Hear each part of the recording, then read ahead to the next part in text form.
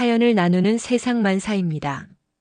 기쁘고 행복한 순간부터 가슴 한켠이 아려오는 이야기까지 모든 사연에는 저마다의 의미가 담겨 있습니다. 여러분의 소중한 이야기가 또 다른 누군가에게 따뜻한 위로가 될 수 있기를 바랍니다. 안녕하세요. 저는 올해 35살 된 강영지라고 합니다. 오늘 이렇게 사연을 보내는 건 정말 믿기 어려운 일이 제게 일어났기 때문이에요. 아직도 꿈만 같아서 누군가에게 이야기를 하고 싶은 마음에 용기를 내어 펜을 들었습니다. 이 이야기는 제 인생에서 가장 극적이면서도 슬프고 동시에 가장 행복한 경험에 관한 것이에요. 제가 어릴 때부터 아버지 없이 자랐다는 얘기부터 해야겠네요. 저는 5살 때 화재 사고로 부모님과 헤어졌어요. 1993년 겨울, 아직도 그날이 생생하게 기억나는데요. 그날 밤 우리 집이 있던 연립주택에서 가스 폭발로 인한 대형 화재가 발생했어요. 저는 깊은 잠에 빠져 있었는데 갑자기 아버지가 저를 흔들어 깨우시더라고요. 영지야, 일어나. 빨리 일어나야 해. 아버지 목소리에는 다급함이 배어 있었어요. 그때 저는 무슨 일인지 몰랐지만 집안의 연기가 자욱하게 차 있는 걸 느낄 수 있었거든요. 아버지는 저를 침대에서 번쩍 들어 올리시고는 젖은 수건으로 제 입과 코를 막아주셨어요. 아빠, 무서워요. 제가 울먹거리자 아버지가 단단한 목소리로 말씀하셨어요. 괜찮아, 아빠가 있잖아. 눈 꼭 감고 있어. 그때부터의 기억은 조각조각 나 있어요. 아버지가 저를 꼭 안고 뜨거운 복도를 달려나가시는 느낌, 사방에서 들려오는 무너지는 소리, 그리고 아버지의 거친 숨소리. 나중에 알게 된 일이지만 그때 아버지는 무너져 내리는 천장 파편에 맞으셔서 등과 다리에 큰 화상을 입으셨어요. 병원에서 깨어났을 때 저는 혼자였어요. 간호사 아주머니가 엄마 아빠는 지금 치료받고 계셔. 영지가 씩씩하게 기다리고 있어야 해라고 말씀해 주셨지만 어린 마음에도 뭔가 이상하다는 걸 느꼈어요. 며칠이 지나도 부모님이 오지 않으셨거든요. 일주일 후에야 진실을 알게 됐어요. 엄마는 화재 현장에서 연기에 질식해서 돌아가셨고 아버지는 저를 구하는 과정에서 큰 부상을 당하셨다는 거였어요. 하지만 아버지는 살아계셨어요. 단지 저를 찾아오지 않으셨을 뿐이었죠. 소셜워커 선생님이 저에게 설명해 주셨어요. 영지야, 아빠가 지금은 영지를 돌볼 수 있는 상황이 아니셔. 그래서 영지가 좋은 곳에서 잘 자랄 수 있도록 도와주시려고 해. 그때는 어려서 정확히 이해하지 못했어요. 왜 아빠가 저를 찾아오지 않는지, 왜 저 혼자 남겨졌는지. 그냥 아빠가 저를 버렸다고 생각했어요. 그 생각은 제가 어른이 될 때까지 계속 마음 한구석에 상처로 남아 있었거든요. 고아원 생활은 쉽지 않았어요. 다른 아이들은 대부분 부모님이 돌아가시거나 정말 어쩔 수 없는 사정이 있는 경우였는데 저처럼 아버지가 살아있으면서도 버림받은 경우는 드물었거든요. 그래서 더욱 상처받았던 것 같아요. 영지는 아빠가 있는데 왜 여기 있어? 어떤 아이들은 이렇게 물어보기도 했어요. 저는 그럴 때마다 우리 아빠는 죽었어라고 거짓말을 했어요. 차라리 그게 덜 아팠거든요. 고아원에서 가장 친했던 언니가 수진 언니였어요. 저보다 3살 많은 언니였는데 부모님이 교통사고로 돌아가셔서 온 경우였어요. 수진 언니는 저의 상처를 누구보다 잘 이해해 주셨어요. 영지야, 아빠가 너를 버린 게 아닐 거야. 분명 어떤 사정이 있으셨을 거야. 언니가 이렇게 위로해 주셔도 어린 마음에는 와닿지 않았어요. 고아원에서 보낸 13년의 시간 동안 저는 늘 아버지에 대한 그리움과 원망을 동시에 품고 살았어요. 생일이 되면 아빠가 축하해 주러 오지 않을까? 하는 기대를 했고 크리스마스가 되면 혹시 선물을 들고 오지 않을까? 하는 바람을 품었어요. 하지만 아버지는 끝내 오지 않으셨죠. 18살이 되던 해 저는 아버지를 찾기 위해 혼자서 노력해 봤어요. 화재가 난 동네를 다시 찾아가서 이웃분들에게 물어보기도 하고 병원 기록을 뒤져보기도 했어요. 하지만 아무런 단서도 찾을 수 없었어요. 마치 아버지가 세상에서 사라져버린 것 같았어요. 그때부터는 포기했어요. 아빠는 정말로 저를 원하지 않으시는구나. 그럼 저도 아빠 없이 잘 살아보자라고 다짐했거든요. 20살에 고아원을 나와서 독립했을 때가 2008년이었어요. 경제가 어려운 시기였지만 저는 어떤 일이든 하겠다는 마음으로 사회에 첫 발을 내디뎠어요. 처음에는 패스트푸드점에서 아르바이트를 하면서 고시원에서 생활했어요. 월급이 80만 원 정도였는데 고시원 월세가 35만 원이었으니까 정말 빠듯했죠. 낮에는 패스트푸드점에서 일하고 밤에는 편의점 야간 알바를 했어요. 거의 하루에 5시간밖에 못 잤지만 그래도 제 힘으로 사는 것이 자랑스러웠어요. 고아원에서 나온 지 2년 정도 지나니까 조금씩 생활이 안정되기 시작했어요. 그런데 23이 되던 해에 큰 시련이 찾아왔어요.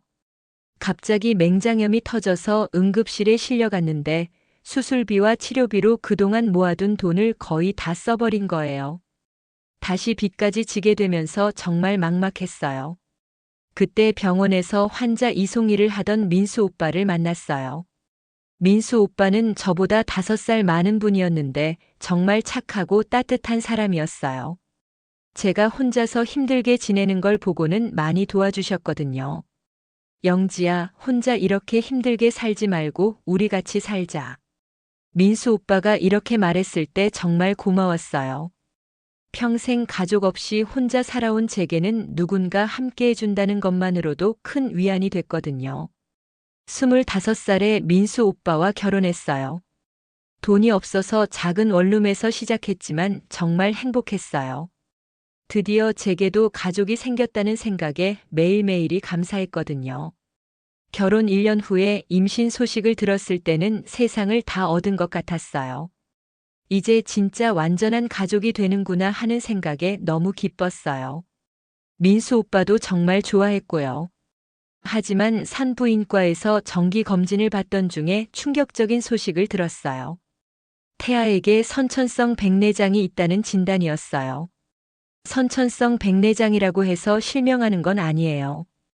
태어나자마자 수술을 받으면 어느 정도 시력 회복은 가능합니다. 다만 비용이 많이 들고 성장하면서 각막 이식 수술도 받아야 할 수 있어요. 의사 선생님의 설명을 들으면서 정말 막막했어요. 민수 오빠는 처음에는 괜찮다, 우리가 잘 키우자라고 했어요. 하지만 시간이 지나면서 부담을 느끼는 것 같았어요. 병원비는 계속 들어가고 아이가 태어나면 더 많은 돈이 필요할 텐데 우리는 여전히 넉넉하지 않았거든요. 재민이가 태어나던 날을 아직도 생생하게 기억해요. 2013년 5월 15일이었어요. 작은 몸집에 새까만 머리카락을 가진 우리 아들을 처음 봤을 때 정말 세상에서 가장 예쁘고 소중한 존재라고 생각했어요. 비록 눈이 보이지 않았지만 그래도 제게는 천사 같은 아이였어요. 하지만 현실은 녹록하지 않았어요. 재민이는 태어나자마자 인큐베이터에 들어가야 했고 각종 검사와 치료로 병원비가 눈덩이처럼 불어났어요. 한 달 만에 벌써 1,000만 원이 넘게 나왔거든요. 민수 오빠는 점점 스트레스를 받는 것 같았어요. 밤에 재민이가 울면 짜증을 내고 병원비 얘기만 나와도 한숨을 쉬고 저는 그런 오빠를 이해하려고 노력했지만 한편으로는 서운하기도 했어요. 영지야, 미안해. 나는 이렇게 살 자신이 없어. 재민이가 태어난 지 3개월 만에 민수 오빠가 이렇게 말하며 집을 떠났어요. 그때 정말 세상이 무너지는 것 같았어요. 또다시 혼자가 된다는 생각에 너무 무서웠거든요. 오빠, 제발 가지 마요. 우리 함께 이겨내요. 저는 울면서 매달렸지만 오빠는 돌아서더라고요. 그 후로는 정말 지옥 같은 나날이 시작됐어요. 재민이를 혼자 키우면서 병원비까지 벌어야 하니까 하루도 쉴 수 없었어요. 낮에는 재민이를 어린이집에 맡기고 청소 일을 했고 재민이가 잠든 밤에는 편의점에서 일했어요. 그런데 재민이가 2살이 되면서 상태가 더 안 좋아졌어요. 원래는 흐릿하게나마 보였는데 점점 시력이 떨어지는 거예요. 의사는 더 늦기 전에 각막 이식 수술을 받아야 한다고 했어요. 수술비는 대략 3천만 원 정도 들 것 같고요. 각막 기증자를 찾는 것도 쉽지 않을 거예요. 보통 3년은 기다려야 해요. 의사의 말을 들으면서 정말 절망적이었어요. 3천만 원이라는 돈은 제게는 천문학적인 숫자였거든요. 그때부터는 정말 미친 듯이 일했어요. 청소 일을 2군데서 하고 밤에는 편의점, 주말에는 전단지 돌리기까지. 하루에 서너 시간밖에 못 자면서 돈을 모으기 시작했어요. 재민이에게는 미안했어요. 다른 아이들처럼 충분히 놀아주지도 못하고 맛있는 것도 자주 사주지 못했거든요. 하지만 재민이는 한 번도 불평하지 않았어요. 엄마 괜찮아요. 재민이는 엄마랑 있으면 행복해요. 5살이 된 재민이가 이렇게 말할 때면 가슴이 먹먹했어요. 그렇게 8년을 보냈어요. 8년 동안 정말 쉼없이 일했는데도 2천만 원 정도밖에 모으지 못했어요. 생활비, 재민이 교육비, 병원 정기 검진비 등을 빼고 나면 매달 저축할 수 있는 돈이 많지 않았거든요. 그런데 작년 겨울 정말 기적 같은 일이 일어났어요. 평소처럼 병원 게시판을 보고 있었는데 간병인 구인 공고가 눈에 띄었어요. 다른 곳보다 급여가 훨씬 높았거든요. 중견기업 선일그룹 오너 간병인 모집. 경력 무관, 성실하고 책임감 있는 분. 월급 500만 원 숙식 제공. 500만 원이라는 급여를 보고 처음에는 믿어지지 않았어요. 제가 그때까지 받던 급여가 200만 원 정도였는데 2배가 넘는 돈이었거든요. 이 돈이면 1년만 일해도 재민이 수술비를 마련할 수 있겠다는 생각이 들었어요. 하지만 조건이 까다로웠어요. 환자와 함께 생활하면서 24시간 돌봐야 하고 주말 휴가도 한 달에 한 번밖에 없었어요. 무엇보다 환자가 뇌출혈로 의식을 잃은 상태라고 하니까 정말 어려운 일이 될 것 같았어요. 하지만 재민이를 생각하면 포기할 수 없었어요. 그래서 이력서를 넣었는데 경쟁이 치열할 거라고 생각했어요. 간병인 경력도 없는 제가 뽑힐 리는 없다고 여겼거든요.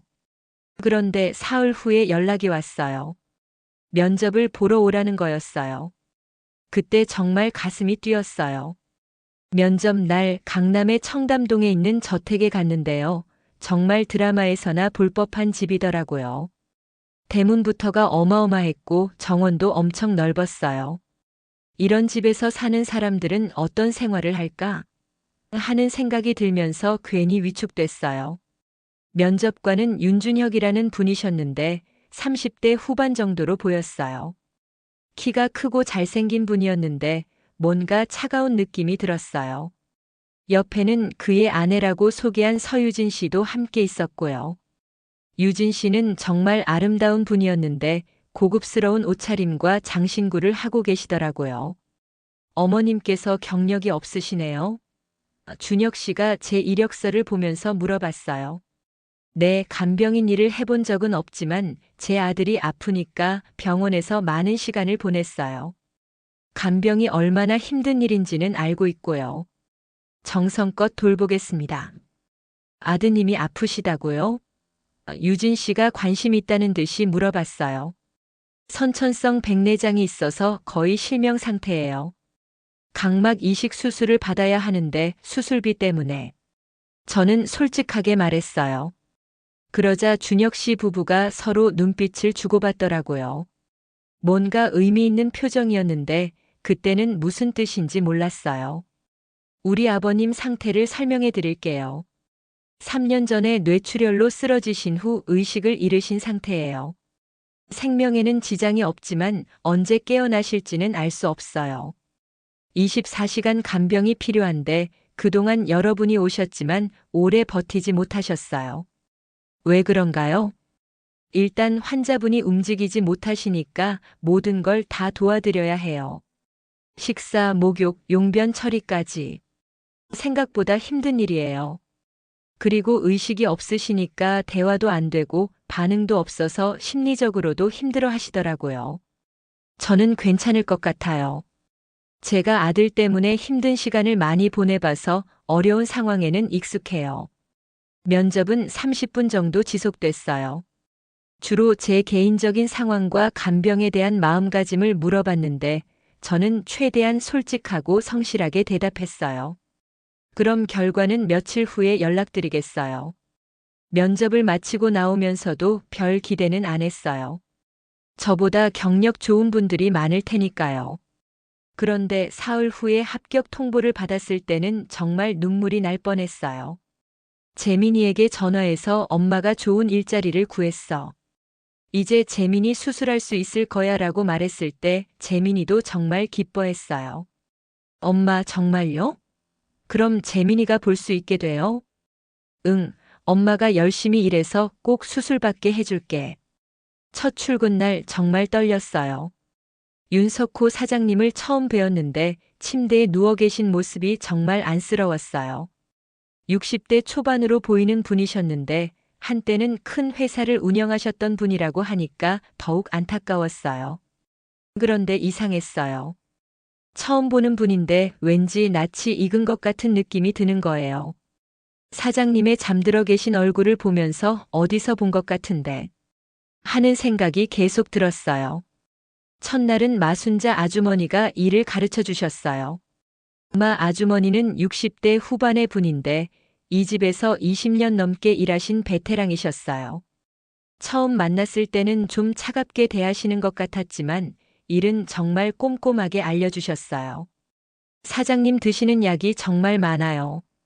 시간 맞춰서 정확히 드셔야 하고요. 수액도 6시간마다 교체해야 해요. 아주머니가 하나하나 설명해 주셨어요. 혹시 사장님이 깨어나실 가능성은 없나요? 의사는 희박하다고 하더라고요. 하지만 기적은 언제든 일어날 수 있죠. 그래서 늘 정성껏 돌봐드려야 해요. 간병 일은 생각보다 훨씬 힘들었어요. 3시간마다 사장님의 자세를 바꿔드려야 했고 하루에 2번씩 전신을 씻겨드려야 했어요. 특히 밤에 깨서 일하는 것이 가장 힘들었죠. 하지만 며칠 지나면서 점점 익숙해져 갔어요. 그리고 사장님을 돌보면서 느끼는 감정도 점점 달라졌어요. 처음에는 그냥 일이라고 생각했는데 시간이 지날수록 뭔가 특별한 애착이 생기더라고요. 특히 사장님을 씻겨드릴 때마다 보게 되는 다리의 화상 흉터가 신경 쓰였어요.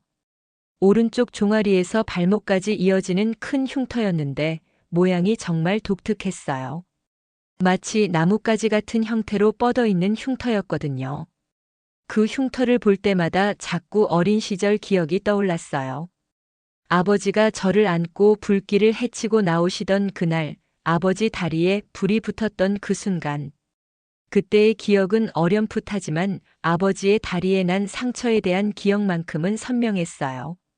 설마 하는 생각이 들기 시작했어요. 혹시 이분이? 하지만 가능성은 희박해 보였어요. 서울에 화상 흉터를 가진 사람이 얼마나 많겠어요? 게다가 제 아버지는 가난한 사람이었는데 사장님은 큰 기업의 오너셨잖아요. 그래도 궁금증은 계속 커져갔어요. 사장님의 얼굴을 자세히 관찰해 보기도 하고 젊었을 때 사진이 있나 찾아보기도 했어요. 하지만 확실한 단서를 찾을 수는 없었어요. 그런데 일주일쯤 지났을 때 이상한 일이 생겼어요. 준혁 씨 부부가 저를 유심히 관찰하는 것 같은 거예요. 처음에는 새로 온 간병인을 신경 쓰는 것이라고 생각했는데 시간이 지날수록 그게 아닌 것 같았어요. 영지 씨, 고향이 어디세요? 유진 씨가 어느 날 갑자기 물어봤어요. 서울이에요. 어릴 때부터 쭉 서울에서 자랐어요. 부모님은 어떻게 되세요? 어릴 때 사고로. 고아원에서 자랐어요. 그러자 유진 씨 표정이 미묘하게 변하더라고요. 무슨 사고였어요? 화재 사고였어요. 5살 때요. 준혁 씨와 유진 씨가 서로 의미심장한 눈빛을 주고받는 걸 봤어요. 그때부터 뭔가 이상하다는 생각이 들기 시작했어요. 며칠 후에는 더 직접적인 질문들이 이어졌어요. 혹시 우리 아버님을 처음 보시면서 어떤 느낌이 드셨어요? 준혁 씨가 물어봤어요. 어떤 느낌이요? 그냥 낯선 느낌이었나요? 아니면 뭔가 친숙한 느낌이었나요? 정말 이상한 질문이었어요. 왜 이런 걸 물어보는지 이해할 수 없었거든요. 잘 모르겠어요. 처음 뵙는 분이니까. 저는 애매하게 대답했어요. 하지만 그들의 질문은 계속됐어요. 제 어린 시절에 대해서도 자세히 물어봤고 부모님에 대한 기억은 어느 정도인지, 혹시 다른 친척은 없는지 등등. 마치 신문하는 것 같았어요. 그런데 한 달쯤 지났을 때 준혁 씨가 저를 불러서 정말 이상한 제안을 했어요. 영지 씨, 혹시 우리 아버님이 영지 씨와 어떤 관계가 있을 거라고 생각하시나요? 깜짝 놀라서 무슨 말씀이세요? 라고 했더니 준혁 씨가 웃으면서 말했어요. 아, 그냥 영지 씨가 아버님을 돌보시는 모습을 보니까 정말 친자식 같아서요. 다른 간병인분들과는 뭔가 달라 보여요. 그런가요? 혹시 몰라서 DNA 검사를 한번 해보는 게 어떨까요? 그래야 불필요한 오해도 없고 영지 씨도 마음 편히 일하실 수 있을 것 같은데요. 그때 가슴이 정말 뛰었어요. 제가 품고 있던 의심을 준혁 씨도 눈치챈 것 같았거든요. 아니, 어쩌면 그들도 이미 뭔가 알고 있는 것 같았어요. 저도 사실 그런 생각을 해봤어요. 사장님 다리에 있는 화상 흉터가 제 기억 속 아버지와 너무 비슷해서요. 정말요? 그럼 더욱 확인해 볼 필요가 있겠네요. 저는 흔쾌히 동의했어요. 만약 정말 사장님이 제 아버지라면 그동안 궁금했던 모든 것들이 해결될 테니까요. 왜 저를 떠나셨는지, 지금까지 무엇을 하고 계셨는지. DNA 검사는 준혁 씨가 모든 것을 준비해 주셨어요. 믿을 만한 병원에서 정확하게 해보자면서요. 일주일 후에 결과가 나온다고 했어요. 그 일주일이 정말 길게 느껴졌어요. 밤에 잠도 제대로 못 잤고 사장님을 돌보면서도 계속 그 생각만 했어요. 재민이에게 전화할 때도 곧 좋은 소식이 있을 거야 라고 말하기도 했거든요. 드디어 결과가 나오는 날 준혁 씨가 직접 병원에서 결과지를 가져왔어요. 저는 떨리는 마음으로 그 봉투를 받아들었어요. 함께 확인해 볼까요? 준혁 씨가 말했어요. 제 손으로 봉투를 뜯어보는 순간 정말 세상이 무너지는 것 같았어요. 결과지에는 분명히 친자 관계 불일치라고 적혀 있었거든요. 아, 저도 모르게 탄식이 나왔어요. 그렇군요. 그냥 우연의 일치였나 보네요. 준혁 씨는 담담하게 말했지만 저는 정말 충격이 컸어요. 그동안 품었던 희망이 한순간에 무너져 내리는 기분이었어요. 혹시나 했던 마음이 산산조각 났죠. 역시 아니었구나. 내가 너무 희망적으로 생각했나 보다. 괜찮으시죠? 실망스러우셨을 텐데. 유진 씨가 위로하는 듯이 말했어요. 네, 괜찮아요. 그냥, 혹시나 해서요. 하지만 정말 괜찮지 않았어요. 그날 밤 저는 정말 많이 울었어요.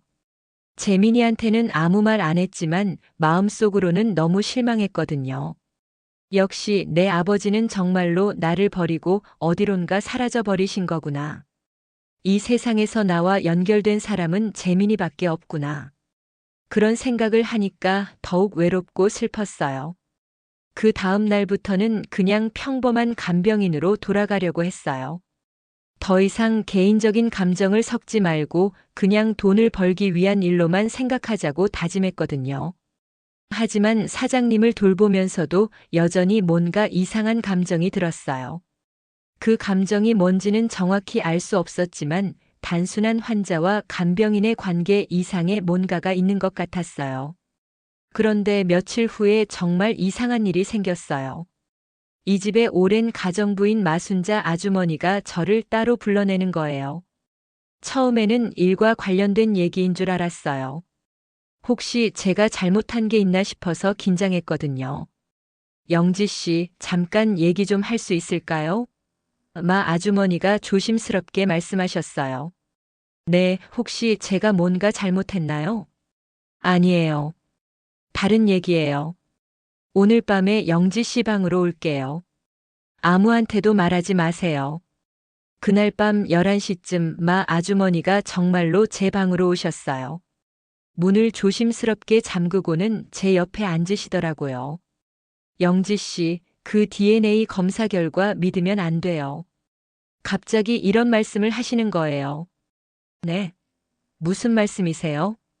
조작된 거예요. 준혁이와 유진이가 조작한 거예요. 저는 정말 깜짝 놀라서 그게 무슨 이라고 하려는데 마 아주머니가 손으로 제 입을 막으며 더 작은 목소리로 말씀하셨어요. 사장님이 정말 영지 씨 아버님이 맞아요. 제가 확신해요. 아주머니 농담하시는 거예요? 농담할 일이 아니에요. 저는 이 집에서 20년 넘게 일했어요. 사장님의 모든 걸 다 알아요. 마 아주머니는 조심스럽게 사장님의 과거 이야기를 들려주셨어요. 사장님이 젊었을 때 첫 번째 부인과 영지라는 딸이 있었다는 것. 1993년에 큰 화재 사고가 났고 그때 부인은 사망하고 딸은 실종됐다는 것. 그때 사장님이 얼마나 힘들어 하셨는지 몰라요. 딸을 찾기 위해서 정말 모든 수를 다 써봤어요. 사립탐정도 고용하고 전국의 고아원을 다 찾아보기도 하고. 그런데 왜 못 찾으셨어요? 딸 이름이 바뀐 거예요.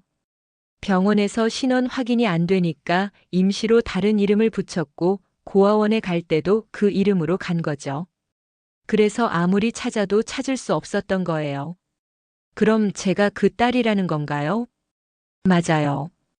영지 씨가 처음 왔을 때부터 사장님이 얼마나 놀라셨는지 몰라요. 물론 의식이 없으시니까 표현은 못 하셨지만 그날 밤 심박수가 평소보다 훨씬 빨라졌어요. 마 아주머니는 계속해서 충격적인 얘기를 들려주셨어요. 사장님이 제가 딸이라는 확신을 갖고 몰래 DNA 검사를 의뢰했다는 것, 그 결과 정말로 친자 관계가 확인됐다는 것. 그럼 준혁 씨가 보여준 결과는 가짜라는 건가요? 그래요. 진짜 결과를 숨기고 가짜를 만들어서 보여준 거예요. 왜요? 왜 그런 짓을 했어요? 돈 때문이에요. 마 아주머니가 설명해 주신 내용은 정말 충격적이었어요. 사장님의 재산이 수백억 원에 달하는데 만약 제가 친딸이라는 게 밝혀지면 상속권이 어떻게 될지 모른다는 거였어요. 현재 유언장에는 준혁이가 대부분의 재산을 상속하도록 되어 있어요. 하지만 만약 영지 씨가 진짜 딸이라는 게 밝혀지면 사장님이 유언장을 바꾸실 수도 있잖아요. 하지만 사장님은 의식이 없으시잖아요. 그래서 더 문제예요. 마 아주머니는 더욱 끔찍한 얘기를 하기 시작했어요. 영지 씨, 그들이 사장님을 서서히 독살하고 있어요. 뭐라고요?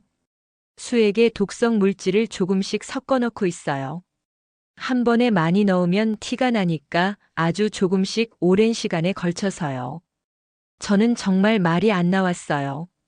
그런 끔찍한 일이 실제로 일어나고 있다는 게 믿어지지 않았거든요. 언제부터요? 6개월 전부터요. 사장님 상태가 점점 안 좋아지는 것도 그 때문이에요. 증거가 있나요? 있어요. 사장님이 혹시 모를 상황에 대비해서 몰래 증거를 수집해 두셨어요. 사장님이요? 의식이 없으시는데 어떻게? 완전히 의식을 잃으신 건 아니에요. 가끔씩 깨어 계실 때가 있어요. 그럴 때 몰래 카메라를 설치하신 거죠. 마 아주머니는 사장님의 서재에 있는 금고 안에 모든 증거가 들어있다고 했어요. 준혁 씨가 직접 독극물을 투여하는 영상도 있고 관련 서류들도 다 있다고 하더라고요. 그럼 왜 진작 신고하지 않으셨어요? 저 혼자서는 어쩔 수 없었어요. 그들이 워낙 조심스럽게 하니까 그냥 의심만으로는 안 되거든요. 게다가 금고 열쇠는 유진이가 항상 목에 걸고 다녀요. 그럼 어떻게 해야 하죠? 영지 씨가 도와주세요. 우리가 함께 증거를 찾아내서 그들의 악행을 막아야 해요. 저는 정말 고민이 많았어요. 만약 마 아주머니 말이 틀렸다면 어떻게 될까요? 그냥 조용히 간병인 일만 하고 있으면 재민이 수술비는 벌 수 있을 텐데 괜히 일을 크게 벌여서 일자리까지 잃으면 어쩌나 싶었거든요. 하지만 계속 생각해 보니까 만약 정말 사장님이 제 아버지이고 누군가에게 독사를 당하고 있다면 가만히 있을 수는 없었어요. 그리고 마 아주머니 말씀처럼 그들이 사장님이 깨어나는 것을 막고 있다면 아버지와 제대로 된 만남도 가질 수 없을 테니까요. 알겠어요. 도와드릴게요. 그래서 저는 마 아주머니와 함께 계획을 세우기 시작했어요. 먼저 금고 열쇠를 복제해야 했는데 유진 씨가 항상 몸에 지니고 다니니까 쉽지 않았어요. 마 아주머니가 작전을 짜주셨는데 유진 씨가 운동하러 가는 시간을 노리자는 거였어요. 평소에 일주일에 3번 정도 헬스클럽에 가는데 그때는 목걸이를 빼놓고 간다고 하더라고요. 며칠을 기다린 끝에 기회가 왔어요. 어느 날 저녁에 유진 씨가 헬스클럽 가다 올게요라고 하면서 집을 나섰는데 평소와 달리 목걸이를 들에서 위에 올려놓고 간 거예요. 마 아주머니가 미리 준비해둔 점토로 열쇠 모양을 떠서 복제했어요. 정말 조심스럽게 했는데 혹시라도 들킬까봐 가슴이 두근두근했어요. 진짜 열쇠는 유진 씨가 돌아오기 전에 원래 자리에 다시 놓아두었고요. 그 다음 날 마 아주머니가 아는 사람을 통해서 복제 열쇠를 만들었어요. 정말 정교하게 만들어져서 진짜와 구별이 안 될 정도였어요. 이제 준혁 씨 부부가 모두 집을 비우는 시간을 기다려야 했어요. 마침 다음 주에 준혁 씨 부부가 제주도로 1박 2일 여행을 간다고 하더라고요. 그때가 절호의 기회라고 생각했어요. 여행을 떠나는 날까지 일주일을 기다리는 동안 저는 정말 초조했어요. 혹시 들킬까봐 걱정도 되고 정말로 증거를 찾을 수 있을까 하는 불안감도 있었거든요. 드디어 그날이 왔어요. 준혁 씨 부부가 제주도로 떠나고 집에는 저와 마 아주머니, 그리고 의식 없는 사장님만 남았어요. 이제 가봐요. 마 아주머니가 복제 열쇠를 들고 서재로 향했어요. 서재는 정말 웅장했어요. 벽 한 면이 온통 책으로 가득했고 큰 책상과 고급스러운 의자가 있었어요. 금고는 책장 뒤에 숨겨져 있었는데 마 아주머니가 없었다면 절대 찾을 수 없었을 거예요. 떨리는 손으로 복제 열쇠를 금고에 넣었는데 다행히 잘 맞았어요. 금고 문이 열리는 순간 정말 충격적인 것들이 들어 있었어요. 먼저 윤석호 사장님의 진짜 유언장이 있었어요. 거기에는 제가 친딸이 맞다는 내용과 함께 재산의 80%를 저와 제 아들에게 물려주겠다는 내용이 적혀 있었어요. 나머지 20%만 준혁 씨에게 상속하겠다고 되어 있었고요. 이게 진짜 유언장이에요. 사장님이 영지 씨가 딸이라는 걸 확인하신 후에 다시 쓰신 거예요. 마 아주머니가 설명해 주셨어요. 더 충격적인 건 USB 메모리였어요. 그 안에는 준혁 씨가 사장님의 수액에 무언가를 넣는 영상이 여러 개 들어 있었어요. 날짜별로 정리되어 있는 걸 보니까 정말 체계적으로 독사를 진행하고 있었던 것 같았어요. 영상을 보는데 정말 끔찍했어요. 준혁 씨가 주사기로 수액백에 투명한 액체를 주입하는 모습이 선명하게 보였거든요. 그리고 그럴 때마다 만족스러운 표정을 짓는 것도 보였어요. 이런 걸 어떻게 해? 저는 정말 말이 안 나왔어요. 그리고 독성 물질을 구입한 영수증과 의학 서적들도 있었어요. 어떤 독성 물질이 어떤 효과를 내는지, 얼마나 투여해야 들키지 않고 서서히 죽일 수 있는지에 대한 자료들이었어요. 가장 충격적인 건 제 신상 정보가 담긴 파일이었어요. 사장님이 사립탐정을 고용해서 저에 대한 모든 정보를 조사해 두신 거였어요. 제가 어느 고아원에서 자랐는지, 언제 결혼했는지, 재민이 상태는 어떤지까지 정말 상세하게 조사되어 있었어요. 그리고 진짜 DNA 검사 결과도 있었어요. 분명히 친자 관계 일치 99.9%라고 나와 있었어요. 모든 퍼즐이 맞춰지기 시작했어요. 사장님은 제가 딸이라는 걸 확신하고 계셨고, 그래서 유언장을 다시 작성하셨던 거예요. 하지만 준혁 씨가 그 사실을 알고는 사장님이 깨어나지 못하도록 독사를 시작했고, 동시에 제가 의심하지 못하도록 가짜 DNA 검사 결과를 보여준 거였어요. 정말 치밀하게 계획한 거네요. 마 아주머니가 한숨을 쉬었어요. 저는 마 아주머니와 함께 모든 증거를 복사해서 안전한 곳에 보관했어요. USB도 복사하고 서류들도 다 사진으로 찍었어요. 그리고 경찰에 신고할 준비를 했죠. 하지만 그때 예상치 못한 일이 생겼어요. 준혁 씨 부부가 예정보다 하루 일찍 돌아온 거예요.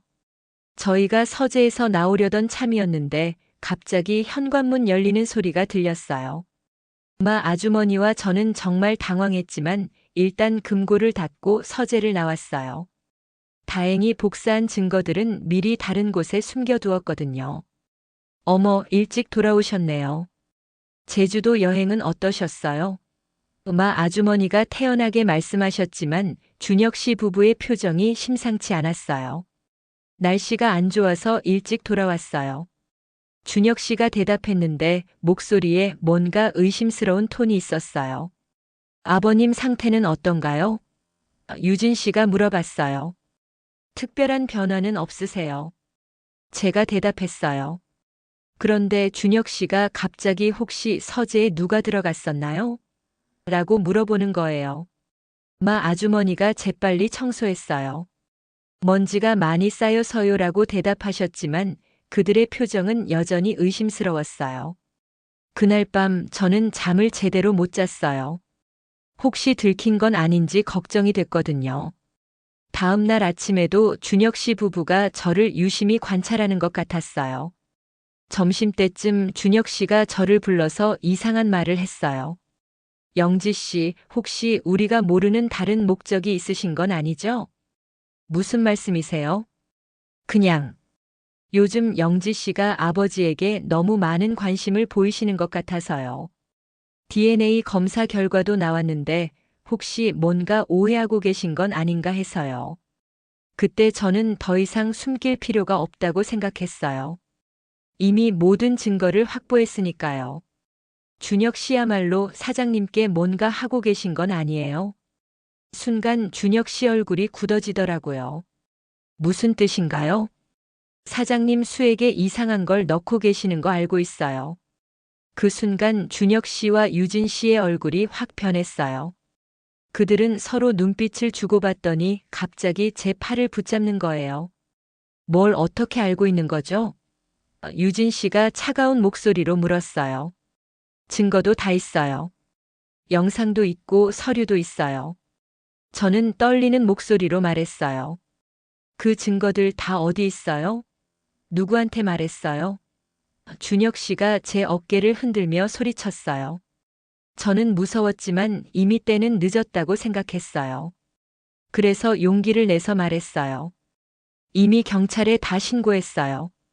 곧 여기로 올 거예요. 사실은 거짓말이었어요.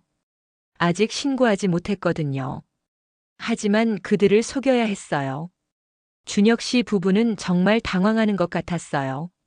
서로 속삭이더니 갑자기 제게 협상을 제안하는 거예요. 아무 말하지 마세요. 돈 줄 테니까 입 다물고 있어요. 10억. 아니, 20억까지도 줄 수 있어요. 20억이라는 어마어마한 돈이었지만 저는 거절했어요. 사장님은 제 아버지예요. 돈 때문에 하는 게 아니에요. 그러자 그들이 더욱 위협적으로 변했어요. 그럼 당신 아들은 어떻게 될까요? 수술비 필요하지 않아요? 우리가 도와줄 수도 있는데. 재민이를 언급하니까 정말 화가 났어요.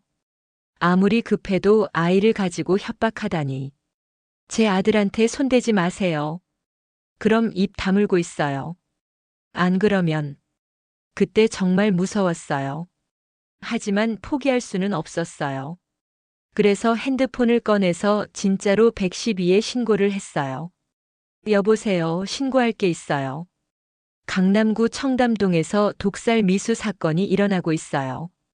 준혁 씨가 제 핸드폰을 빼앗으려고 했지만 이미 늦었어요.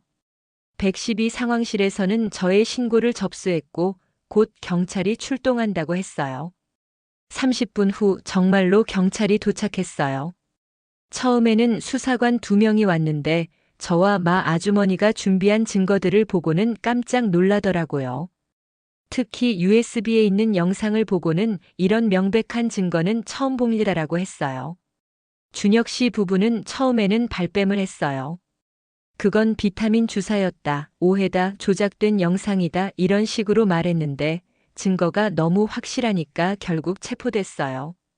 그리고 놀라운 일이 일어났어요. 독극물 투여가 중단되고 제대로 된 치료를 받기 시작하자 사장님이 조금씩 의식을 찾기 시작하신 거예요. 처음에는 눈을 깜빡이시는 정도였는데 며칠 후에는 고개를 조금씩 돌리시기도 하고 일주일 후에는 손가락을 움직이시기도 했어요. 그리고 보름 후 드디어 사장님이 완전히 깨어나셨어요. 사장님이 제일 먼저 하신 말씀이 지금도 잊을 수 없어요. 영지야, 내 딸, 미안하다. 그때 정말 눈물이 펑펑 쏟아졌어요. 평생 궁금했던 아버지를 드디어 만났는데 그분의 첫마디가 사과였거든요. 아빠. 정말 아빠예요? 그래, 내가 너희 아빠야. 정말 미안해, 영지야. 아버지는 저를 꼭 안아주시면서 계속 미안하다고 하셨어요. 30년 동안 기다렸던 그 품이었어요. 아버지는 저에게 그동안의 사연을 다 말씀해 주셨어요. 화재 사고 후에 저를 병원에 맡기고 사라진 이유도요. 그때 아빠가 정말 아무것도 없었어. 내 엄마가 돌아가시고 나도 크게 다쳤고 병원비도 낼 수 없는 상황이었거든. 너를 제대로 키울 자신이 없어서 차라리 좋은 가정에 입양을 보내는 게 나을 거라고 생각했어. 그럼 왜 나중에라도 찾으러 오지 않으셨어요? 찾았어. 정말 많이 찾았어. 하지만 내 이름이 바뀌는 바람에 찾을 수 없었던 거야. 그 후로 아빠는 사업에 미친 듯이 매달렸어. 성공해서 언젠가 너를 찾으면 부족함 없이 해주고 싶어서. 아버지는 그 후로도 계속 저를 찾기 위해 노력하셨다고 해요. 성공한 후에는 사립탐정까지 고용해서 수소문했지만 찾을 수 없었대요. 그러면서 혹시나 해서 제가 찾아올 수 있도록 여러 가지 흔적들을 남겨두셨다고 하더라고요. 내가 간병인으로 왔을 때부터 알아봤어. 어릴 때 모습 그대로였거든. 그래서 몰래 DNA 검사도 하고 확실해진 후에는 유언장도 다시 썼어. 하지만 준혁이가 그걸 알고는 아버지 목소리가 떨리시더라고요. 친아들이 자신을 독살하려 했다는 사실이 얼마나 충격적이셨을까요? 아빠, 이제 다 괜찮아요. 우리 다시 함께 살아요. 제가 아버지 손을 잡으며 말했어요. 하지만 아버지의 건강은 이미 많이 악화된 상태였어요. 3년간 의식을 잃고 누워 계셨던 것도 그렇고 그 위에 6개월간 독극물까지 투여받으셨으니까 회복이 쉽지 않으셨어요. 의사는 최선을 다해 치료하겠지만 완전한 회복은 어려울 거라고 했어요. 아버지 자신도 그걸 아시는 것 같았어요.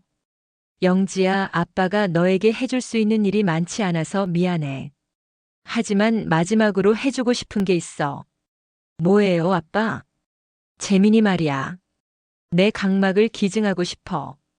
그럼 재민이가 볼 수 있을 거 아니야. 그때 또 눈물이 쏟아졌어요. 아버지는 자신의 마지막까지도 저희를 생각해 주시는 거였어요. 아빠, 그런 말씀 마세요. 아빠가 나아지셔야 해요. 영지야, 아빠는 이미 충분히 살았어. 하지만 재민이는 앞으로 살아갈 날이 많잖아. 게다가 내 손자인데 할아버지가 해줄 수 있는 유일한 일이야. 아버지는 정식으로 유언장도 다시 작성하셨어요. 모든 재산을 저와 재민이에게 상속한다는 내용이었고 각막 기증에 대한 의사표시도 명확히 하셨어요. 준혁이에게도 최소한의 것은 남겨둘 거야. 그래도 내 아들이니까. 하지만 이런 일을 저지른 것은 용서할 수 없어. 아버지와 함께 보낸 한 달은 정말 소중한 시간이었어요. 30년 동안 못다 한 얘기들을 나누고 재민이도 할아버지와 처음으로 만날 수 있었거든요. 재민이는 아버지를 정말 좋아했어요. 비록 볼 수는 없었지만 아버지의 목소리와 손길을 기억했어요. 할아버지, 재민이 언제 볼 수 있어요? 곧 볼 수 있을 거야. 할아버지가 도와줄게. 그리고 한 달 후 아버지는 정말 편안한 표정으로 영원한 잠에 드셨어요. 마지막까지 제 손을 꼭 잡고 계시다가 고마워, 영지야. 사랑한다라는 말을 남기시고 가셨어요. 장례식에는 정말 많은 분들이 오셨어요. 아버지가 얼마나 많은 사람들에게 사랑받으셨는지 알 수 있었어요. 직원들, 거래처 사람들, 심지어 아버지가 도와주신 불우한 이웃들까지. 정말 많은 분들이 와서 조문해 주셨어요. 그리고 아버지의 유언대로 각막 기증 수술도 진행됐어요. 재민이 수술은 성공적이었어요. 붕대를 푼 날 재민이가 처음으로 저를 똑똑히 보면서 엄마 라고 불렀을 때 정말 울컥했죠. 재민아, 엄마가 보이니? 네. 정말 잘 보여요. 엄마가 이렇게 예뻤어요? 그리고 아버지 사진을 보여주면서 이분이 재민이 할아버지야. 할아버지가 재민이가 볼 수 있게 해주셨어라고 말했어요. 재민이는 아버지 사진을 한참 보더니 할아버지 고마워요. 사랑해요라고 말했어요. 지금 재민이는 일반 아이들과 똑같이 생활하고 있어요. 학교도 다니고 친구들과도 잘 지내고요. 가끔 할아버지 눈으로 보는 거야? 라고 물어보면 저는 그럼 할아버지가 재민이를 사랑하셔서 선물해 주신 거야 라고 대답해요. 준혁 씨는 1심에서 징역 15년을 선고받았어요. 유진 씨도 공범으로 10년형을 받았고요.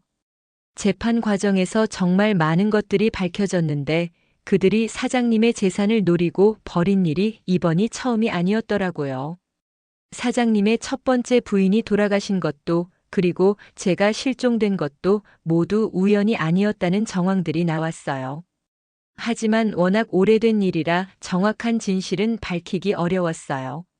엄마 아주머니는 지금도 저희와 함께 지내고 있어요. 이제야 진짜 가족들과 함께 살게 됐네요 라고 하시면서 재민이를 정말 예뻐해 주세요. 재민이도 마 할머니를 정말 좋아해요. 저는 아버지가 남겨주신 선일그룹을 맡게 됐어요. 처음에는 어떻게 해야 할지 막막했는데 아버지의 오랜 동료분들이 많이 도와주셔서 조금씩 배워가고 있어요. 특히 김 전무님이라는 분이 정말 많이 도와주셨어요. 아버지와 30년 넘게 함께 일하신 분인데 사장님이 영지 씨를 얼마나 자랑스러워 하셨는지 몰라요라고 하시더라고요. 회사 운영은 쉽지 않지만 아버지의 정신을 이어가려고 노력하고 있어요. 특히 아버지가 하시던 자선 사업도 계속 이어가고 있고요. 재민이가 커서 회사를 물려받을 때까지는 제가 잘 지켜나가야죠. 재민이는 벌써 나중에 커서 할아버지 회사 잘 이어받을 거야 라고 말해요. 가끔 아버지 사진을 보면서 생각해요. 만약 제가 그 간병인 일을 하지 않았다면? 만약 마 아주머니가 진실을 말해주지 않았다면? 만약 용기를 내서 신고하지 않았다면? 아버지는 끝내 독살당하셨을 거고 저는 평생 아버지를 모른 채 살았을 거예요. 재민이도 계속 보지 못했을 테고요. 정말 기적 같은 일이었어요. 가난과 아들의 병 때문에 시작한 간병인 일이 저에게는 잃어버린 가족을 찾게 해준 거니까요. 지금 저는 재민이와 함께 행복하게 살고 있어요. 아버지가 물려주신 큰 집에서 마 할머니와 함께 정말 화목한 가정을 이루고 살아가고 있어요. 재민이는 하루하루 밝게 자라고 있어요. 학교에서 친구들과 축구도 하고 미술 시간에는 할아버지 그림도 그려와요. 그럴 때마다 저는 하늘에 계신 아버지가 흐뭇하게 웃고 계실 거라고 생각해요. 아버지께서 마지막에 해주신 말씀이 있어요. 영지야, 원망하지 마라. 모든 일에는 다 이유가 있어. 너와 헤어진 것도 다시 만난 것도 다 하늘의 뜻이야. 저는 정말로 아버지 말씀이 맞다고 생각해요. 만약 어릴 때 헤어지지 않았다면 지금 같은 소중함을 알 수 있었을까요? 만약 가난하지 않았다면 그 간병인 일을 하게 됐을까요? 모든 어려움이 결국은 더 큰 행복을 위한 과정이었던 것 같아요. 재민이에게도 항상 말해줘요. 세상에는 나쁜 사람도 있지만 좋은 사람이 더 많아. 어려움이 와도 포기하지 말고 항상 올바른 일을 해야 해. 그럼 분명 좋은 일이 생길 거야. 그리고 마 할머니께도 정말 감사해요. 만약 할머니가 용기를 내서 진실을 말해주지 않았다면 저는 영영 아버지를 만나지 못했을 거예요. 할머니 덕분에 저희 가족이 됐어요. 제가 이렇게 말하면 마 할머니는 항상 원래 가족이었는데 찾은 거지라고 웃으며 대답하세요. 요즘에는 아버지가 묻혀 계신 묘소에 재민이와 함께 자주 가요. 재민이가 할아버지, 저 잘 지내고 있어요. 공부도 열심히 하고 있고 할아버지 회사도 나중에 잘 이어받을게요 라고 말하는 모습을 보면 정말 뿌듯해요. 그리고 아버지 생전에 하시던 자선 사업도 계속 이어가고 있어요. 특히 고아원과 소외계층 아이들을 위한 사업에 더욱 신경 쓰고 있어요. 저처럼 어려운 환경에서 자란 아이들이 꿈을 잃지 않도록 도와주고 싶거든요. 강영지 장학재단이라는 이름으로 매년 100명의 아이들에게 장학금을 지급하고 있고 고아원에는 정기적으로 후원금을 보내고 있어요. 제가 자란 그 고아원에도 새 건물을 지어주었고요. 이 사연을 들어주신 분들께도 말씀드리고 싶어요. 아무리 어려운 상황에 처해 있어도 희망을 잃지 마세요. 제가 그랬듯이 언젠가는 분명 좋은 일이 생길 거예요. 그리고 주변에서 도움이 필요한 사람이 있다면 조금이라도 힘이 되어주세요. 저도 마 할머니 같은 분이 계셨기 때문에 지금의 행복을 찾을 수 있었거든요. 또한 가족의 소중함을 느끼셨으면 좋겠어요. 당연하다고 생각하는 가족이 얼마나 소중한 존재인지 저처럼 잃어봐야 알 수 있는 건 아니니까요. 마지막으로 하늘에 계신 아버지께 이 말씀을 전하고 싶어요. 아빠 사랑해요. 그리고 고마워요. 아빠 덕분에 재민이도 건강하게 자라고 있고 저도 행복하게 살고 있어요. 아빠가 물려주신 회사도 잘 지켜나갈게요. 그리고 아빠의 뜻을 이어받아서 어려운 사람들을 돕는 일도 계속할게요. 재민이가 어른이 될 때까지, 아니 평생 아빠의 딸로서 자랑스럽게 살겠어요. 긴 사연을 끝까지 들어주셔서 감사합니다. 혹시 저와 비슷한 상황에 있는 분들이 계시다면 이 사연이 조금이라도 희망이 되었으면 좋겠어요. 그리고 모든 분들이 가족과 함께 행복한 시간을 보내시길 바랍니다.